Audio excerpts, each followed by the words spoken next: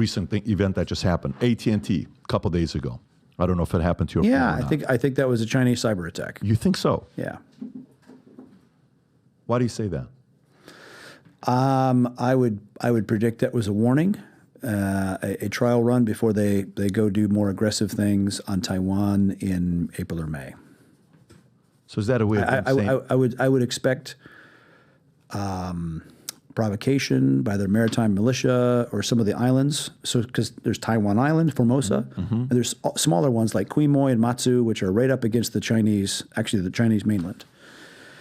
I can see some incidents there where they seize those or stage an incident or an accident, and they end up putting hundreds of Chinese maritime militia, which are just PLA troops called maritime militia, and they'll see what the West does. Is Biden going to roll an aircraft carrier if that happens? And so they will test and see if there's consequences. Test and see if there's consequences. They now do hundreds of Chinese Air Force aircraft that overfly Taiwanese airspace all the time without consequence.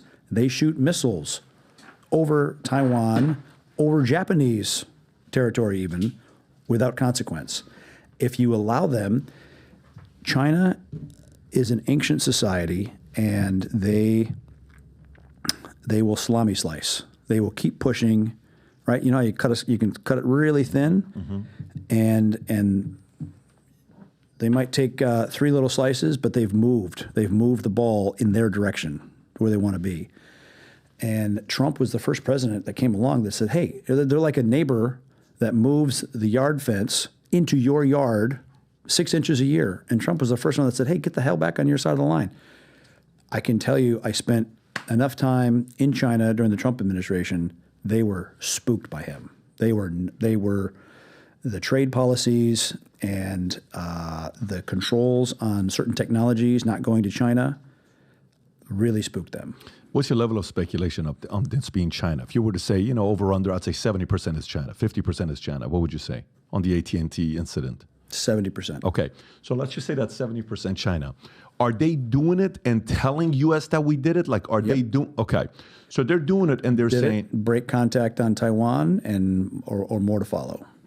Got it. To say we are capable of doing way more than this if you screw with this. Okay. So let me go a little bit deeper with this, because when lots of asymmetric capability inside the United States already. What does it look like? Paint a picture of how ugly this could be, what China is capable of. Look, China, from a CI, counterintelligence perspective, they've had the Confucius Institutes at American universities for decades, which are Chinese government-funded interest and communication centers on campuses. They have the 1,000 Talents program, where they would task smart Chinese to go 1,000 Talent program. 1,000 Talent program, where they would task smart Chinese to go study in a specific university to gather intel on a specific thing. So they're tasked to go burrow in, learn, do, follow, take that tech back to China.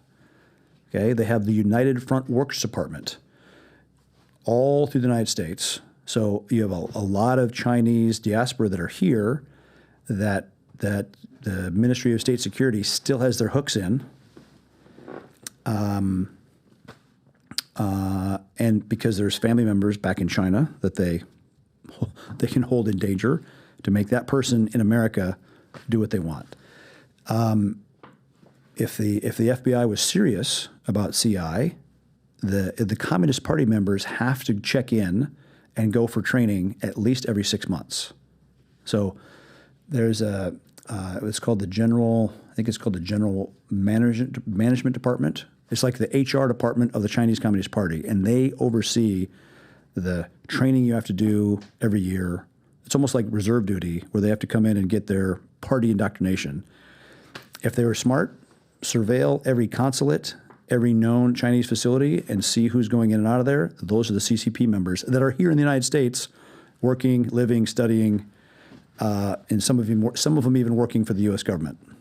So yeah, they have a massive installed base of influence and covert action already, and that's mostly on the collection side. And because of the massive illegal flow of migration, there's a lot of Chinese males, military-age males.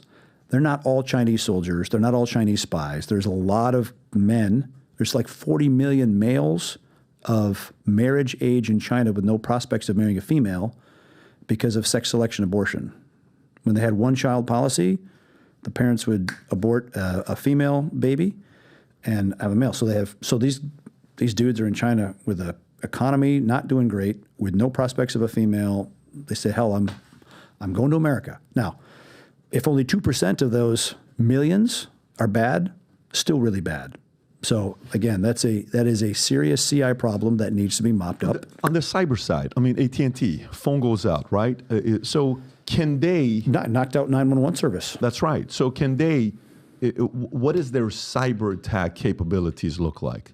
How, like, if you were to paint a picture, what could it look like? Quite significant. And if there's Huawei switches and any of that Chinese telecom infrastructure in the United States, which is what Trump was right to ban and to push other allies to ban. When the daughter was trying to come in from Canada and she was doing business with Iran and Huawei no longer could do business here. Yep. I remember that. Yep. But before that, there was a lot of Huawei switches installed. And so who knows what backdoors that, still have. Huawei was started by a ex-PLA colonel from the intelligence business. So yeah, there's no shocker there. So, but paint a picture, meaning, for example, do they have the capability of the week of the election to have 300,000 phones, in make life challenging in certain zip codes, certain areas that maybe are going to be politically voting on one side or the other to keep the left or Biden in? Are they capable of being able to do something like that? They understand asymmetric warfare very, very well.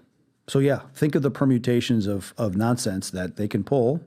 They'll probably do it. Okay.